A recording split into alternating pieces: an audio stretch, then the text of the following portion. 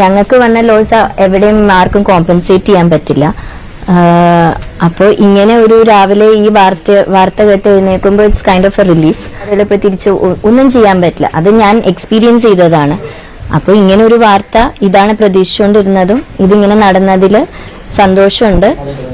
ഇനിയും ഇങ്ങനെ 2 ദിവസമായിട്ട് ലോകമാസകലം ചർച്ച ചെയ്യുന്നത് ഓപ്പറേഷൻ സിന്ദൂറിനെ കുറിച്ചിട്ടാണ്. ഏപ്രിൽ 22-ന് പെഹൽഗാം തീവ്രവാദി ആക്രമണത്തിൽ ഇന്ത്യ കൊടുത്ത തിരിച്ചടി ഓപ്പറേഷൻ സിന്ദൂർ. സ്ത്രീകൾ നോക്കി നിൽക്കെ അവരുടെ കൺമുന്നിൽ വെച്ച് സ്വന്തം ഭർത്താക്കന്മാരെയും അച്ഛന്മാരെയും സഹോദരന്മാരെയും ക്രൂരമായി കൊന്ന പാകിസ്ഥാൻ ഭീകരർക്ക് തിരിച്ചടി കൊടുക്കുമ്പോൾ ആ ഓപ്പറേഷന് നൽകാൻ ഇതിലും മികച്ചൊരു പേര് വേറെ ഇല്ല എന്ന് പറയാം. ഞങ്ങളുടെ വനിതകളുടെ സിന്ദൂരക്കുറി രക്തക്കറ പുരട്ടിയവർക്ക് ഇന്ത്യൻ മിലിറ്ററിയുടെ വക രക്താഭിഷേകം. ഈ ഒരു തിരിച്ചടി അത്യാവശ്യം തന്നെയായിരുന്നു എന്നതിൽ യാതൊരു സംശയവുമില്ല. പാകിസ്ഥാനിൽ തമ്പടിച്ചിരിക്കുന്ന വിവിധ ഭീകര സംഘടനകളെ കൊണ്ട് പൊറുതി മുട്ടിയിരിക്കുകയാണ്. എത്ര നിരപരാധികളെയാണ് ഇത്ര കാലം കൊണ്ട് ഇവർ കൊന്നു തള്ളിയത്?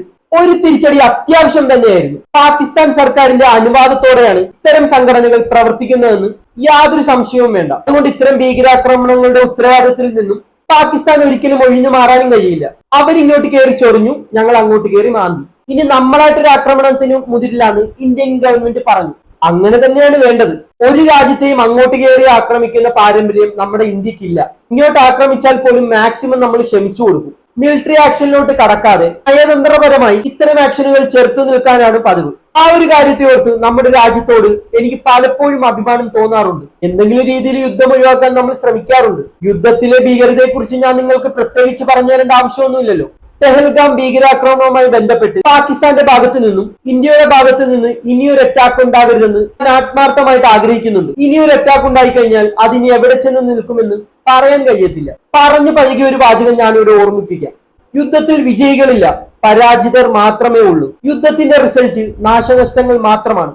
വർഷങ്ങളോളം നമ്മളെ വേട്ടയാടാൻ പോകുന്ന അതിഭീകര മുറിവുകൾ ബാക്കിയാക്കിയാണ് ഓരോ യുദ്ധവും അവസാനിക്കുന്നത്. യുദ്ധമെന്നും സാധാരണക്കാരെയാണ് ബാധിക്കുന്നത്. ഇന്ത്യയിലെയും പാകിസ്ഥാനിലെയും സാധാരണ ജനങ്ങളാണ് യുദ്ധം കൊണ്ട് കഷ്ടപ്പെടാൻ പോകുന്നത്. ആരും യുദ്ധത്തിന് വേണ്ടി മുറവിളി കൂട്ടണ്ടെന്നാണ് ഞാൻ പറയുന്നത്. പറയുന്നത്ര രസമുള്ള കാര്യമൊന്നുമല്ല ഈ യുദ്ധം എന്ന് പറയുന്നത്. അതുകൊണ്ട് ഈ ആവത്തെ മുതലെടുത്ത് യുദ്ധത്തിലെത്തിക്കാനും പാകിസ്ഥാനെ നശിപ്പിക്കാനും ആഗ്രഹിക്കുന്നവരോട് എനിക്ക് ഒരിക്കലും യോജിച്ചു പോകാൻ കഴിയത്തില്ല. ഇന്ത്യയിലുള്ളതുപോലെ തന്നെ സാധാരണക്കാർ പാകിസ്ഥാനിലുമുണ്ട്. അവിടെയുള്ളവർ മുഴുവനും AK-47 കയ്യിൽ കൊണ്ട് നടക്കുന്ന ഭീകരന്മാരൊന്നുമല്ല. നമ്മൾ കാരണം ഒരു നിരപരാധിയുടെയും രക്തം ചീന്താൻ ഇടവരരുത്. അപ്പോൾ നമ്മളും പാകിസ്ഥാൻ ഭീകരരും തമ്മിൽ എന്താണ് വ്യത്യാസം എന്ന് കരുതി ഭീകരന്മാർ എന്ത് ചെയ്താലും കൈകെട്ടി നോക്കി നിൽക്കാനല്ല പറയുന്നത്. ഓപ്പറേഷൻ സിന്ദൂറിനെ പോലും തള്ളിപ്പറയുന്ന ആളുകളെ കണ്ടിരുന്നു. അവരുടെ എങ്കിലും ഞാൻ ചോദ്യം ചെയ്യുന്നില്ല. ഒരു യുദ്ധം ഉണ്ടാകുമോ എന്നുള്ള ഭയം കൊണ്ടാണ് അവർ അങ്ങനെ പറഞ്ഞത്. എപ്പോഴും ഇങ്ങനെ കൈയും കെട്ടി നോക്കി നിൽക്കാനൊന്നും പറ്റത്തില്ലല്ലോ. എന്തായാലും ഓപ്പറേഷൻ സിന്ദൂരുമായി ബന്ധപ്പെട്ട് പല രീതിയിലുള്ള ചർച്ചകൾ നടന്നുകൊണ്ടിരിക്കുകയാണ്. പലർക്കും പല അഭിപ്രായങ്ങളുമുണ്ട്. ഒരു തിരിച്ചടി അത്യാവശ്യമായിരുന്നു, മാന്യമായിട്ട് അത് ആഗ്രഹിക്കുന്നവരുമുണ്ട്. ഇത്രയൊന്നും ചെയ്താൽ പോരാ, പാകിസ്ഥാനെ മുഴുവൻ തീയിട്ട് ചൂടിടണമെന്ന് പറയുന്ന ആൾക്കാരുമുണ്ട്. ഇതൊരു തുറന്ന യുദ്ധമായി മാറുമോ എന്നും വിചാരിക്കുന്ന മറ്റൊരു ഭാഗവുമുണ്ട്. ഇതിനിടയിൽ പൃഥ്വിരാജിനെയും മോഹൻലാലിനെയും തെരഞ്ഞു പറഞ്ഞു നടക്കുന്ന വേറൊരു വിഭാഗക്കാരുമുണ്ട്. എന്തിനേറെ പറയുന്നു, പെഹൽഗാം അറ്റാക്കിൽ മരിച്ച മലയാളിയായ രാമേന്ദ്രന്റെ മകളായ ആരതി രാമേന്ദ്രനെ വരെ തെറി പറയുന്ന മറ്റു ചില ആൾക്കാരുമുണ്ട്. ആരതി എല്ലാവരും ഓർക്കുന്നുണ്ടായിരിക്കും. പെഹൽഗാം അറ്റാക്കിൽ തന്റെ കൺമുന്നിൽ വെച്ചാണ് സ്വന്തം അച്ഛൻ മരിക്കുന്നത്.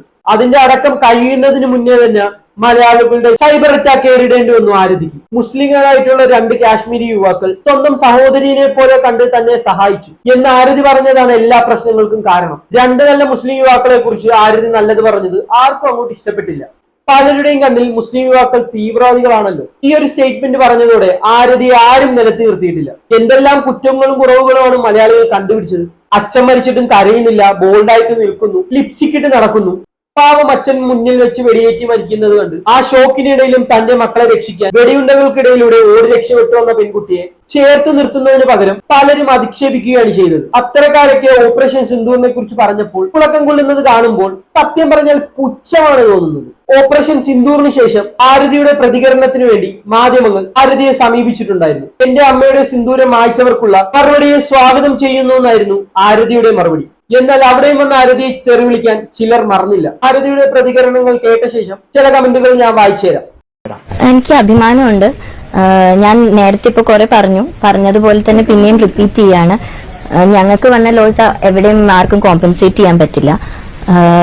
അപ്പോൾ ഇങ്ങനെ ഒരു രാവിലെ ഈ വാർത്ത കേട്ട് എഴുന്നേൽക്കുമ്പോൾ it's kind of A relief and A very comforting moment. നമ്മളായിട്ട് ഇപ്പൊ നമുക്ക് തീവ്രവാദികളെ തിരിച്ച് ഒന്നും ചെയ്യാൻ പറ്റില്ല, അത് ഞാൻ എക്സ്പീരിയൻസ് ചെയ്തതാണ്.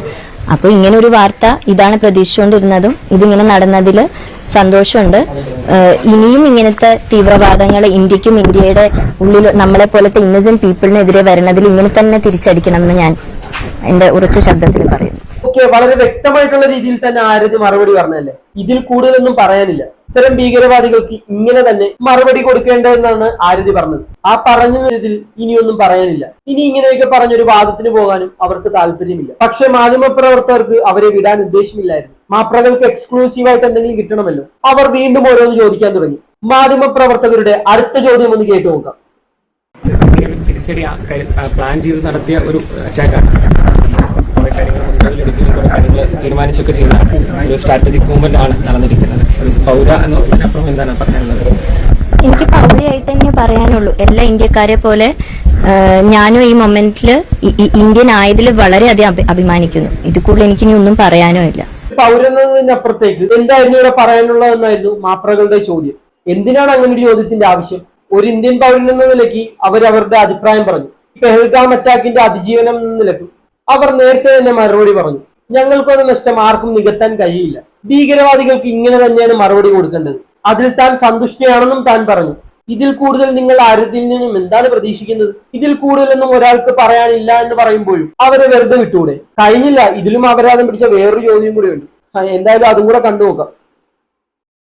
ഇതില് ഇപ്പം ഈ സ്ഥലത്ത് പോയ ഒരാൾ കൂടിയാണ്. അപ്പം എന്താണ് ആ സ്ഥലത്തിന്റെ ഒരു ഇത് മനസ്സിലാവുന്നത് ഇങ്ങനെ ഒരു അറ്റാക്കിനെ കുറിച്ച്? എന്ത് മണ്ടൻ ചോദ്യമാണോ ഈ ചോദിക്കുന്നത്? പോയെന്ന ആളെന്ന നിലയ്ക്ക് ആ സ്ഥലത്തേക്ക് വെച്ച് നോക്കുമ്പോൾ എന്താണ് ഈ അറ്റാക്കിനെ കുറിച്ച് തോന്നുന്നതെന്നായിരുന്നു ചോദ്യം. അവര് പോയത് പെഹൽഗാമിലോട്ടാണ്, അല്ലാണ്ട് പാകിസ്ഥാനിലോട്ടല്ല. പാകിസ്ഥാനിൽ പോയി തിരിച്ചടിച്ചതാണെന്നുള്ള സാമാന്യ ബോധം പോലും ഇല്ല ഇവർക്ക്. എന്തെങ്കിലുമൊക്കെ ചോദിക്കേണ്ടതെന്ന് വെച്ചിട്ട് വെറുതെ ഇങ്ങനെ ഓരോ ചോദ്യങ്ങൾ ചോദിക്കുന്നു. പക്ഷെ ഈ ചോദ്യത്തിന് തന്റെ നിലപാട് വ്യക്തമാക്കിക്കൊണ്ട് തന്നെയാണ് ആരതി ഉത്തരം പറഞ്ഞത്. അതിനെക്കുറിച്ച് പറയാനൊന്നും ഞാൻ ആളല്ല. എനിക്ക് അത്രയുള്ള ഇതൊന്നുമില്ല. ലൈക്ക് ആകെ എനിക്ക് പറയാനുള്ളത് നമ്മളെ പോലത്തെ ഇന്നസെന്റ് ആയിട്ടുള്ള ആൾക്കാർ നമ്മുടെ മണ്ണിൽ നിന്നപ്പോഴാണ് നമുക്ക് ഈ ഒരു അറ്റാക്ക് വന്നത്. അവിടെ നിന്ന് വന്ന് നമ്മളെ അറ്റാക്ക് ചെയ്ത്. അപ്പൊ അവിടെ പോയി കറക്റ്റ് ഈ ടെററിസ്റ്റ് ക്യാമ്പുകൾ പാകിസ്ഥാനിലെ കണ്ടുപിടിച്ച് ഈ 9 എണ്ണത്തിനെയും ഇല്ലാതാക്കിയതില് അതാണ് ഒരു കറേജിയസ് ഇതായിട്ട് കാണുന്നത്. മറ്റേത് ഭയങ്കര കവേർഡിഷ് ഓഫ് ദം എന്ന് എനിക്ക് പറയാനുള്ളൂ. കാരണം ഇന്നസെന്റ് ആൾക്കാരെ നമ്മൾ എന്ത് ചെയ്യാനാണ്? ഒരു AK-47 കൊണ്ട് നമ്മുടെ മുമ്പിൽ വന്ന് നിന്ന് കഴിഞ്ഞാൽ നമ്മൾ എന്ത് ചെയ്യാനാണ്? അതൊരു വെരി കവേർഡ് ഓഫ് ദം. അപ്പൊ ഇതാണ് ഇന്ത്യ, ഇതാണ് ഞങ്ങളുടെ മറുപടി. ഇതാണ് നിരപരാധികളായിട്ടുള്ള സാധാരണക്കാരെ ഓപ്പറേഷൻ സിന്ദൂറിന്റെ ഏറ്റവും വലിയ പ്രത്യേകത എന്ന് പറയുന്നത്. പെഹൽഗാമിൽ ജീവൻ നഷ്ടപ്പെട്ടവർക്കും കുടുംബത്തിനും ഒരു പരിധിവരെയൊക്കെ നീതി കിട്ടിയെന്ന് സന്തോഷിക്കുകയും ആശ്വസിക്കുന്നതിനോടൊപ്പം തന്നെ അവിടെയുള്ള സാധാരണക്കാർക്കൊന്നും പറ്റരുതെന്ന് കരുതുന്നതിന് ഒരു വിശാല മനസ്സുള്ളതുകൊണ്ട് തുടർന്നും ആരതിയോട് മാപ്രകൾ ചോദ്യങ്ങൾ ചോദിക്കുന്നുണ്ട്. കാശ്മീരിനെ കുറിച്ചും പെഹൽഗാം അറ്റാക്കിനെ കുറിച്ചും ആരതിയെ സഹായിച്ച യുവാക്കളെ കുറിച്ചും ചില ചോദ്യങ്ങൾ ചോദിക്കുന്നുണ്ട്. കാശ്മീരികളും ഓപ്പറേഷൻ സിന്ദൂറിനെ കുറിച്ച് സന്തോഷിക്കുന്നുണ്ടാകുന്നു. അവരെ വേർതിരിച്ച് കാണരുത്. നമ്മളെ പോലെ തന്നെ അവരും ഇന്ത്യയെ സ്നേഹിക്കുന്നുണ്ടെന്നാണ് ആരതി കൊടുത്ത മറുപടി. എത്ര നല്ല രീതിയിൽ സംസാരിച്ചാലും ചൊറിയാൻ വരുന്ന ചില ആളുകളുണ്ട്. അവർക്ക് ആരതിയുടെ രാജ്യസ്നേഹം അംഗീകരിച്ചു കൊടുക്കണമെന്നുണ്ട്.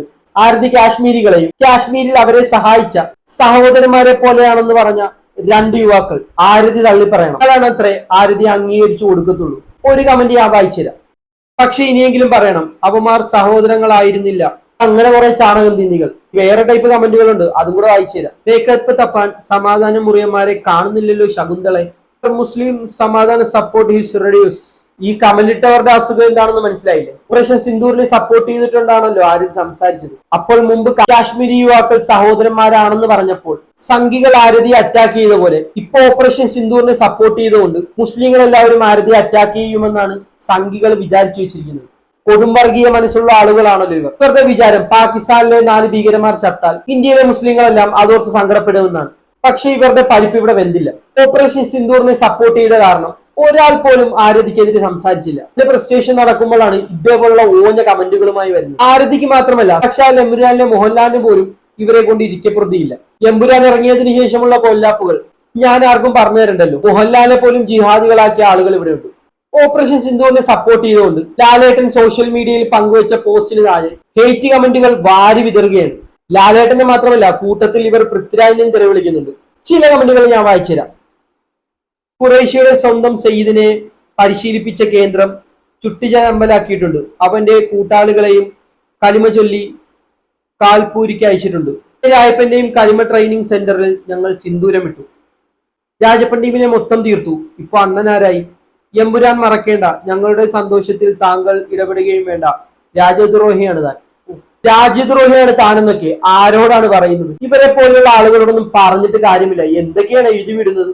എമ്പുരാൻ ഇറക്കിയത് കാരണം ISISന്റെ ഏജന്റ് വരെയാക്കി മാറ്റിയവർ. ഏറ്റവും കൂടുതൽ വർഗീയത പറയുന്ന ഇവന്മാരാണ്. പാകിസ്ഥാൻ തീവ്രവാദികളെ പോലെ ഇവന്മാരെയും തീർക്കണം. അജാതി വശങ്ങളാണ്. എന്തായാലും ഇത്തരക്കാരുടെ വെറുപ്പ് അറ്റാക്കിൽ ഒരു വശത്തൂടെ നടക്കുന്നുണ്ട്. അതിനെ ആരൊക്കെ എന്തൊക്കെ പറഞ്ഞിട്ടും കാര്യമില്ല. ഇവര് അത് കണ്ടിന്യൂ ചെയ്തുകൊണ്ട് തന്നെ ഇരിക്കും. വെറുപ്പ് പടർത്തിക്കൊണ്ടേയിരിക്കും. അതവിടെ നിൽക്കാം. ഓപ്പറേഷൻ സിന്ദൂറിനെ സപ്പോർട്ട് ചെയ്ത പോലെ തന്നെ ഓപ്പറേഷൻ സിന്ദൂറിനെ എതിർക്കുന്ന ആളുകളുമുണ്ട്. അതിലൊരാൾ ആമിന നിജാം എന്ന് പറയുന്ന നടിയാണ്. അവൾ കാശ്മീരി സ്വദേശിയാണ്. ടർബോ ഉൾപ്പെടെ മലയാള സിനിമയിൽ അഭിനയിച്ചിട്ടുണ്ട്. ഓപ്പറേഷൻ സിന്ദൂറിനെ കുറിച്ച് ചില തെറ്റായ വാർത്തകൾ ആമിന ഇൻസ്റ്റാഗ്രാം ഷെയർ ചെയ്തിട്ടുണ്ടായിരുന്നു. അത് ഓപ്പറേഷൻ സിന്ദൂറിൽ പാകിസ്ഥാനിലെ കൊച്ചുകുട്ടികൾ ഉൾപ്പെടെ സാധാരണക്കാരും കൊല്ലപ്പെട്ടു എന്ന വാർത്തയാണ് ആമിന നിജാം ഷെയർ ചെയ്തത്. പിന്നീട് തെറ്റ് മനസ്സിലാക്കി അവർ പോസ്റ്റ് ഡിലീറ്റ് ചെയ്തു. മാപ്പും പറഞ്ഞു. മാപ്പ് പറഞ്ഞുകൊണ്ടുള്ള അവരുടെ ഇൻസ്റ്റാഗ്രാമിൽ കൊടുത്ത സ്റ്റോറി ഞാനിവിടെ സൈഡിൽ കൊടുക്കാം. ഇതൊക്കെയാണ് ആമിന ഇവിടെ പറഞ്ഞു വെക്കുന്നത്. ഓപ്പറേഷൻ സിന്ദൂറിനെ എതിർക്കുക മാത്രമാണ് ആമിന നിജാം ഇവിടെ ചെയ്തത്. ആമിന നിജാം മാത്രമല്ല കേട്ടോ, നമ്മുടെ ബിഗ് ബോസ് സെലിബ്രിറ്റി ആയിട്ടുള്ള റിയാസും ഓപ്പറേഷൻ സിന്ദൂറിനെ എതിർത്തുകൊണ്ടുള്ള സ്റ്റോറി ഇവിടെ ഷെയർ ചെയ്തിട്ടുണ്ടായിരുന്നു. ചില ഫേക്ക് ന്യൂസുകൾ അടക്കം റിയാസ് ഇവിടെ ഷെയർ ചെയ്തിട്ടുണ്ടായിരുന്നു. ശ്രദ്ധയിൽപ്പെട്ടിരുന്നു. പലസ്തീൻ ഇസ്രായേൽ പ്രശ്നവുമായി ബന്ധപ്പെട്ട് ഓപ്പറേഷൻ സിന്ദൂറിനെ കുറിച്ച് റിയാസ് ഇട്ട സ്റ്റോറി ഞാനിവിടെ സൈഡിൽ കൊടുക്കാം. ഓപ്പറേഷൻ സിന്ദൂറും പലസ്തീൻ ഇസ്രായേൽ പ്രശ്നവും ബന്ധപ്പെട്ട് ഇങ്ങനെ കമ്പയർ ചെയ്യാൻ പറ്റില്ല എന്നാണ് എനിക്ക് പറയാനുള്ളത്. പലസ്തീനിൽ നടക്കുന്ന കൂട്ടക്കുരുതി, പലസ്തീൻ എന്ന രാജ്യത്തെ അടിമുടി തകർത്തില്ലാണ്ടാക്കുന്ന പരിപാടിയാണ് ഇസ്രായേൽ ചെയ്യുന്നത്. ഓപ്പറേഷൻ സിന്ദൂർ എന്ന് പറയുന്നത് പാകിസ്ഥാൻ ഭീകര കേന്ദ്രങ്ങളെ മാത്രം തിരഞ്ഞുപിടിച്ചുകൊണ്ട് നടത്തുന്ന അറ്റാക്കാണ്. പാകിസ്ഥാനിലെ സാധാരണക്കാരനെ നമ്മൾ ഒരിക്കലും ലക്ഷ്യം വെച്ചിട്ടില്ല. സോ അതും ഇത് ഒരിക്കലും കമ്പയർ ചെയ്യാൻ പാടില്ല. അതുകൊണ്ട് തന്നെ ആമിന നിജാമിന്റെയും റിയാമിന്റെയും വാദങ്ങളോട് പൂർണ്ണമായും എനിക്ക് യോജിക്കാൻ കഴിയില്ല. പക്ഷെ അവർ പറയുന്ന ഒരു കാര്യത്തോട് മാത്രം എനിക്ക് യോജിപ്പുണ്ട്. ഇവിടെ ഇനി യുദ്ധങ്ങൾ ഉണ്ടാകരുത്. യുദ്ധങ്ങളിൽ നാശങ്ങൾ മാത്രമാണ് ഉണ്ടാകുന്നത്. വേദനയും ആഘാതങ്ങളും മാത്രമാണ് ഉണ്ടാകുന്നത്. രക്തച്ചൊരിച്ചിൽ കണ്ടിട്ട് ആനന്ദിക്കാൻ എനിക്ക് കഴിയില്ല. സാധാരണക്കാരായിട്ടുള്ള ഏതൊരു രാജ്യത്തെയും മനുഷ്യർ രക്തമാണെങ്കിലും അങ്ങനെ തന്നെ. അതുകൊണ്ട് തന്നെ ഇതൊരു യുദ്ധമായി മാറരുത് എന്ന് ഞാൻ ആത്മാർത്ഥമായിട്ട് ആഗ്രഹിക്കുന്നു, പ്രാർത്ഥിക്കുന്നു. ഇന്ത്യയിലുള്ള ഓരോ പൗരന്റെയും ജീവിതം നേരിട്ടും അല്ലാതെ യുദ്ധം ബാധിക്കുമെന്ന് ഉറപ്പാണ്. നമ്മുടെ ജീവിതം തന്നെ തകർത്ത് തരിപ്പണമാക്കാൻ യുദ്ധത്തിന് കഴിയും. യുദ്ധം വന്നാൽ കാശ്മീരിലല്ലേ, നമ്മൾ കേരളത്തിലല്ലേ ഒന്നും പറഞ്ഞിട്ട് കാര്യമില്ല. യുദ്ധം വന്നാൽ എല്ലാവരും ഒരുപോലെ തന്നെ അങ്ങ് പോകും. എനിക്ക് കൂടുതലൊന്നും പറയാനില്ല. ഇത് കണ്ടിട്ട് നിങ്ങൾക്ക് എന്താണ് തോന്നുന്നത് എന്ന് വെച്ച് കഴിഞ്ഞാൽ അടിയിൽ കമന്റ് രേഖപ്പെടുത്തുക. നമുക്ക് അടുത്ത വീഡിയോയിൽ കാണാം. Bye bye.